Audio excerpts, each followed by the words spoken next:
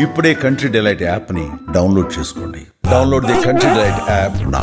కొంతమంది బాగా ట్రోల్ చేస్తున్నారు, ఒక రౌడీ షీటర్ కొడుకు టికెట్ ఇచ్చారు, వీళ్ళని గెలిపిస్తే రేపు ఏమవుతుంది, కావాలని భయపించటం.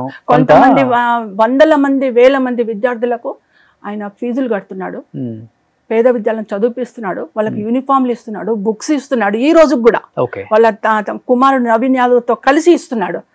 ఎంతో మందికి ప్రైవేట్ స్కూల్ వాళ్ళు వచ్చేసి అన్న కొద్దిగా రూములు సరిపోతలేవని అంటే రూములు కట్టిస్తున్నాడు, స్కూళ్ళలో ఫెసిలిటీస్ లేవని అంటే ఇన్ఫ్రాస్ట్రక్చర్ చేపిస్తున్నాడు స్కూళ్ళలో. ఇంకేం కావాలండి? ఒక వ్యక్తి ప్రభుత్వంతో పోటీ పడకుండా నేను స్వంతంగా ప్రజలకు అందుబాటులో ఉంటాను అని చెప్పేసి సేవ చేసే వ్యక్తులను ఏమన్నా మనం? ఇంకొకటి ఆశ్చర్యపోవాల్సిందంటే నేను ఆ కాలంలో చూసింది ఏంటంటే ఎంతో మందికి పేదలకి ఇళ్ల పట్టాలు ఇప్పించాడండి. ఇది చాలా గొప్ప విషయం.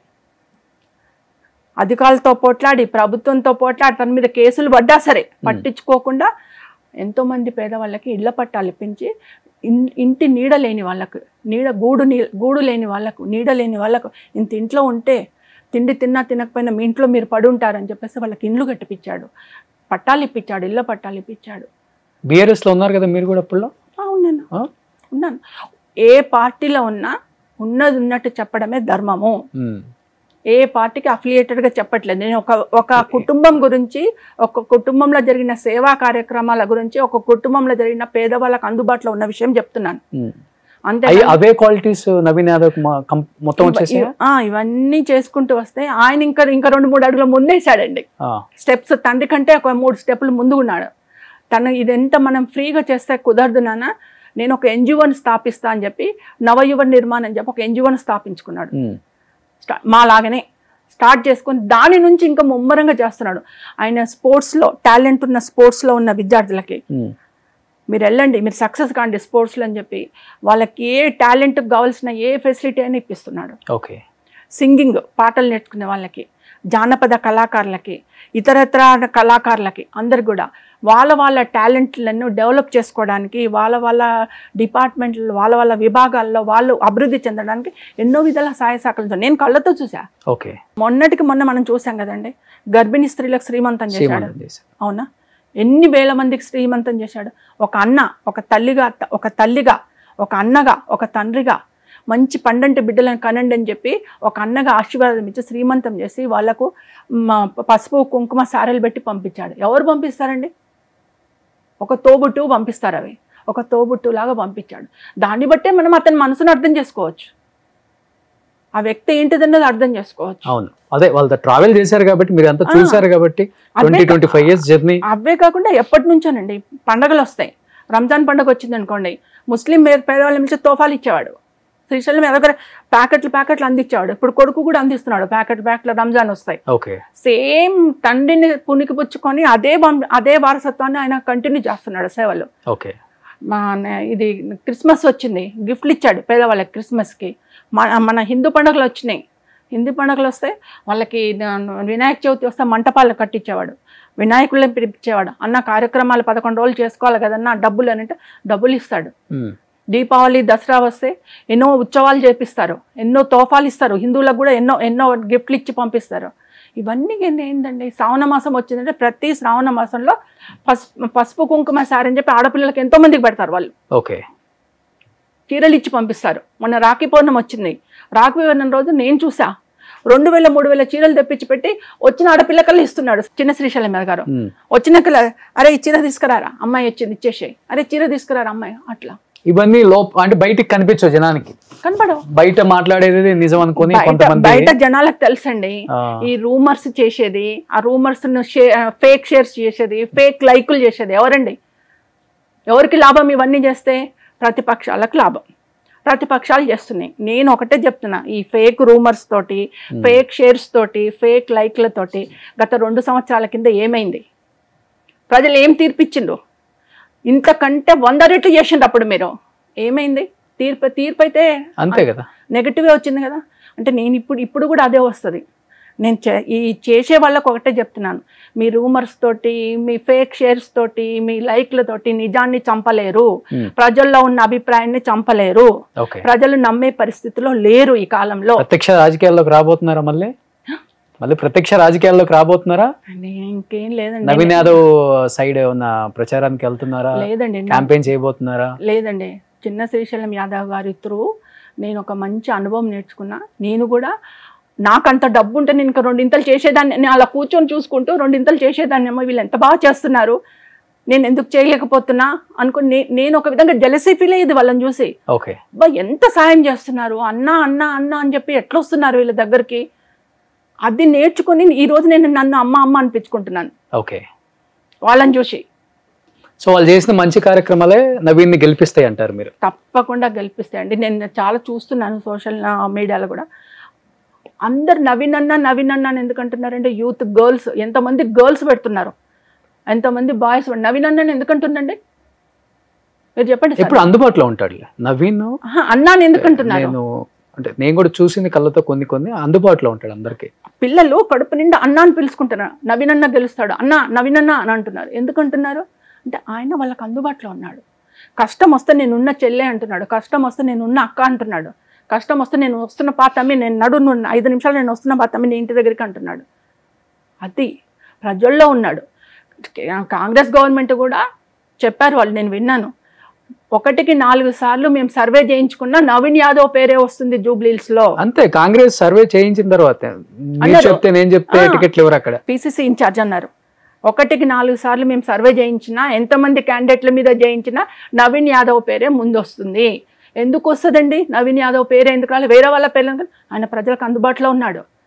తండ్రి కాలం నుంచి 2002 కంటే ముందు నుంచి, నాకు తెలవక ముందు నుంచి చేస్తున్నారేమో ఇది, నాకు తెలిసినప్పటి నుంచి సంగతి చెప్తున్నారు. అప్పటి నుంచి సేవా కార్యక్రమాలు చేస్తున్నారు, ప్రజలకు అందుబాటులో ఉన్నారు. తండ్రి కొడుకులు అందరూ కూడా ఆ కుటుంబం ప్రజలకు అందుబాటులో ఉంటుంది.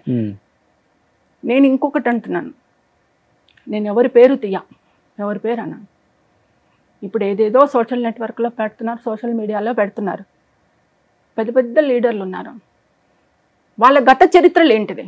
మీరు రాజకీయంలోకి రాకముందుకు మీ చరిత్ర ఏంటిది? 1 ఏళ్ళు ఎదుటి వాళ్ళని పెట్టి చూపిస్తే 3 ఏళ్ళు మనం చూపిస్తాయంట. వాట్ యూ అంటుంటాయంట ఇవి 3. యూ అంటే వాట్ యూ అంటే అంట. అవునా? మీరు తెలుసుకోండి, మీ గత చరిత్ర తెలుసుకొని మాట్లాడండి. ఒకరి మీద ఎందుకు బురద చల్లుతున్నారు? ముందు మీ మీద మరి బురద చల్లుకోండి, మీ గత చరిత్రను చూసుకొని బురద చల్లుకున్న తర్వాత ఇంకొకరు అనండి. ఇఫ్ యు ఆర్ కరెక్ట్, ఎదుటి వాళ్ళు నన్ను ఎన్ని ఓట్ల మెజారిటీతో గెలిచాడు అనిపిస్తుంది మీరు వెళ్ళి అంటే నేను పార్టీల పరంగా చెప్పట్లేదండి, కానీ మంచి మెజార్టీతో తప్పకుండా గెలుపు అనేది నవీన్ యాదవ్ గారితో ఉంటుంది. నేను ఇప్పుడు నియోజకవర్గ ప్రజలకు కూడా చెప్తున్నాను. వాళ్ళు ఇంకొకటి కూడా, నాకు మొన్న నేను కలిసినప్పుడు శ్రీశైలం యాదవ్ గారు చెప్పిండ్రు, నవీన్ యాదవ్ గారు చెప్పిండ్రు, ఒక మంచి రికార్డింగ్ స్టూడియో పెడుతున్నాం మేము, దానికి అన్నీ రెడీ చేస్తున్నాము.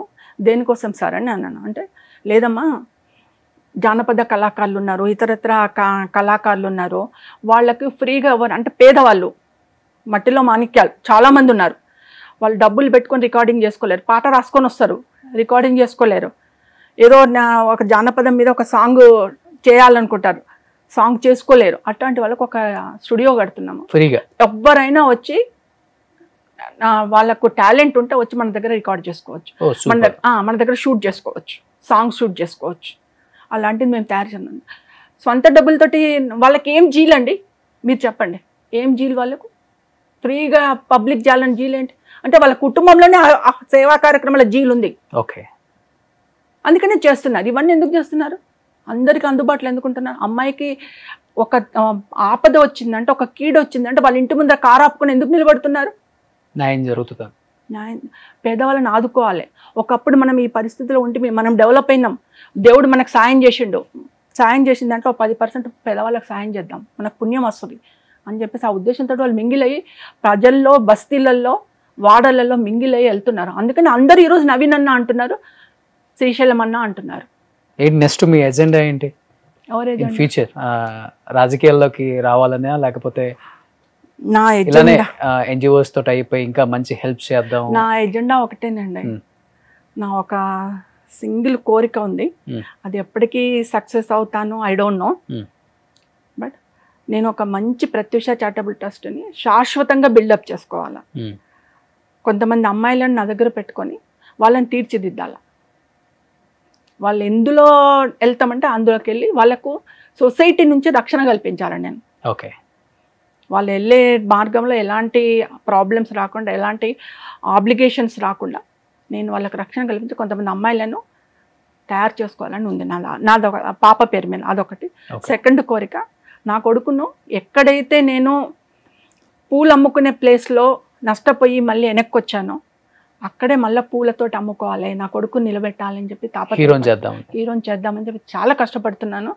బట్ గాడ్ కూడా నాకు అవకాశం. ఇండస్ట్రీలో పెద్దలను కలుస్తున్నారా? బాబు నిజంగానే హీరో లాగా ఉంటాడు. ఆల్రెడీ కలుస్తున్నాము.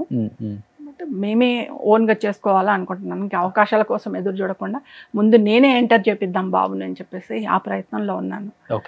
అందులో ఒకటి సక్సెస్ కావాలి, ఈ 2 కోరికలు నాకు. కానీ రాజకీయము అది ఇది ఇప్పటివరకైతే నేను ఏం అనుకోలేదు, అది తర్వాత గండోస్. సూపర్, ఈ 2 జరగాలని మనస్ఫూర్తిగా కోరుకుంటున్నాను.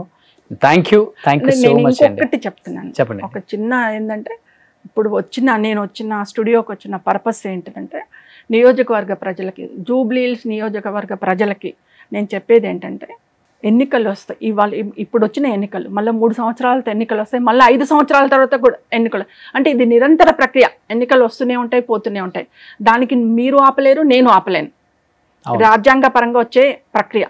కానీ మనం ఎన్నుకునే నాయకుడు ఎవరు, ఎలాంటి వాళ్ళని ఎన్నుకోవాలా, ఆ వ్యక్తి మనని ఎంతవరకు ఆదుకుంటుండు, భవిష్యత్తులో మనని ఎంతవరకు ఆదుకుంటాడు, మన బతుకులను ఎలా బాగు చేస్తాడు, మనకి ఎప్పుడు ఏ రాత్రి ఏ పగలైనా ఎలా అందుబాటులో ఉంటాడు, మన నియోజకవర్గాన్ని ఎవరు అభివృద్ధి చేస్తారు, అంటే గతంలో చూడలేని అభివృద్ధిని ఇక ముందు మనం సంతోషపడేలా చేసే అభివృద్ధిని ఎవరు చేస్తారు, బాగా ఆలోచించండి అమ్మా. మీకు అందుబాటులో ఉన్న వ్యక్తిని, మీకు ప్రజలలో ఉన్న వ్యక్తిని, మీ కష్టాలలో నేను వచ్చి ఉన్నాను అని నిలబడే వ్యక్తిని ఎన్నుకోనండి, నాయకుడిగా గెలిపించుకోండి, నియోజకవర్గాన్ని అభివృద్ధి చేసుకోండి, మీ బతుకులను కూడా బాగు చేసుకోండి అని చెప్పేసి తెలియజేస్తున్నాను.